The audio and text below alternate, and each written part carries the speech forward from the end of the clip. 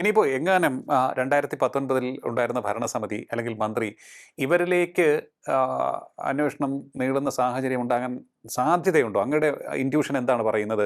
ഇതിപ്പോൾ ഏതെങ്കിലും ഉദ്യോഗസ്ഥരിൽ മാത്രം ഒതുക്കി തലയൂരാൻ സാധിക്കുമോ? ഇന്ന് നിലവിൽ കോടതിയാണ് ഇതിന് മേൽനോട്ടം വഹിക്കുന്നത്. അപ്പോൾ ഏതെങ്കിലും വിധത്തിലുള്ള ഇടപെടൽ നടത്താൻ സാധ്യതയുണ്ടോ?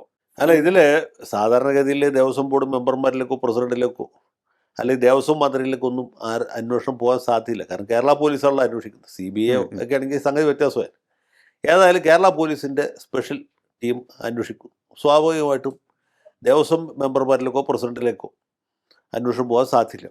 ഇനി അഥവാ കോടതി നിയന്ത്രണത്തിലാണ് അന്വേഷണം നടക്കുന്നതെങ്കിലും ആ രീതിയിലുള്ള റിപ്പോർട്ട് വരികയാണെങ്കിൽ പാർട്ടിക്ക് വളരെ എളുപ്പമല്ലേ ആ ബന്ധപ്പെട്ട ഉദ്യോഗസ്ഥനെ അല്ലെങ്കിൽ ബന്ധപ്പെട്ട മെമ്പറെ പാർട്ടിയിൽ നിന്ന് പുറത്താക്കുക, പൂർവ്വകാല പ്രാബല്യത്തിൽ പുറത്താക്കുക. ഇയാൾ പാർട്ടിയിൽ നിന്ന് പോയിട്ട് ഒരുപാട് കാലം ഞങ്ങൾക്ക് ഉത്തരവാദിത്വമില്ല എന്ന് പറഞ്ഞ് അതിൽ നിന്ന് ഒഴിവാക്കാൻ കഴിയും. അത്രയും സാധിക്കും.